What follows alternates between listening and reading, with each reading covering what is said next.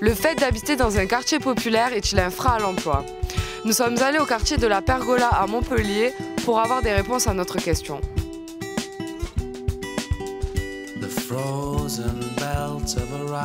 Ce qui se passe au niveau de l'emploi, c'est tout est une question d'image, en fait, l'image qu'on renvoie à la personne qui nous écoute. Je pense pas qu'on puisse juger quelqu'un par rapport à là où il habite. Donc non, absolument pas. C'est vrai que c'est un peu bête, mais tout le monde se fie au premier jugement d'une personne quand on la rencontre. Et malheureusement, ce premier jugement, c'est pas forcément l'image de la personne avec qui on discute. Des fois, oui. Des fois, dans certains quartiers, oui, ils sont déterminés comme ici, là. Tout dépend dans quel contexte. C'est-à-dire que si vous avez un emploi à responsabilité, je pense que c'est un frein à l'emploi, malgré le CV anonyme. Par contre, pour des métiers comme aide aux personnes âgées ou faire du ménage, ça, ce n'est pas un frein à l'emploi puisque ça ne manque pas. Ça manque de salariés, mais ça ne manque pas d'emploi. Voilà. Donc c'est ce que je pense. Donc la loi de 2005 sur la discrimination, donc, n'est pas appliquée. Oui, ça dépend des emplois, mais la plupart ont peur, surtout pour le commerce, tout ça, pour les vols, tout ça, la plupart ils ont peur, c'est vrai. J'ai 2 masters en sciences sociales, j'ai commencé même une thèse en sciences sociales, ne serait-ce que pour trouver un stage, c'était un frein pour moi. Pourtant, je n'habitais pas dans un quartier populaire, mais vu la nationalité ou les origines, ça posait un frein. Non, ce n'est pas un frein à l'emploi. Moi, j'ai trouvé un emploi en 2 mois. Bon, certes, il faut s'accrocher, mais c'est une question de motivation, mais rien d'autre, c'est tout. Oui, c'est un frein, surtout si on vient de la paillade ou du petit bar qui ont une très mauvaise réputation. Malgré que voilà, la génération elle a changé, les mœurs elles ont changé aussi, mais il n'y a rien qui a vraiment évolué. Quand on arrive et qu'on voit sur le CV masse de thèse ou la paillade, ça ne change rien, quoi. On est directement classé en tant que limite délinquant. Non, je pense pas. Je pense que si quelqu'un veut réussir dans la vie, il réussira. Il peut avoir des problèmes, on va dire des bâtons dans les roues, etc. à cause des quartiers, c'est vrai, mais au final, non, je pense pas. Moi, j'ai fait des stages à Casino, je faisais le recrutement, c'était pour mon BTS, et mon patron directement me l'a dit, tu regardes l'adresse, tu regardes le nom, le prénom, s'il y a une photo, la photo, et les lycées d'où il vient.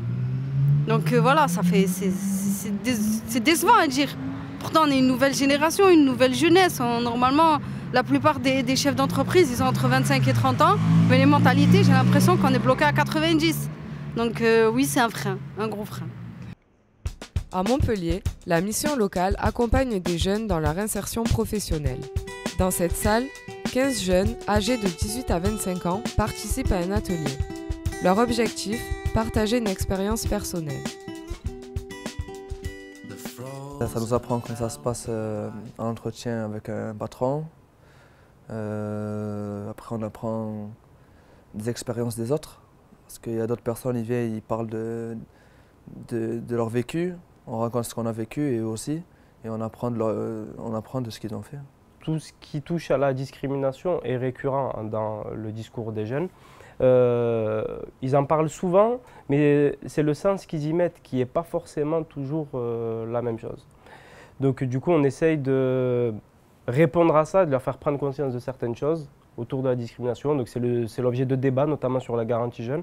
On en a parlé récemment, lorsqu'on a traité de la charte de groupe. Facero, qui agit contre l'exclusion, organise régulièrement des expériences. Alors, un testing, en fait, est un envoi de CV. Donc, en fait, on prend un CV, le même, et on l'envoie dans les entreprises. Et après, on l'envoie de nouveau en changeant le sexe de la personne, donc en passant d'homme à femme. Ensuite, on change le nom de la personne, donc en passant de Jean-Pierre Blanc à voilà, Mohamed.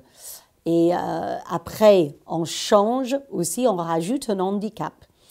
Donc après, on rajoute une autre adresse. Donc en fait, on change les critères au fur et à mesure et on l'envoie dans les mêmes entreprises.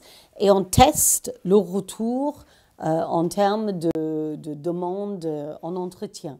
Et on voit tout de suite que quand on commence à changer les critères, on a moins de retours. Et c'est flagrant et même tout à fait dramatique.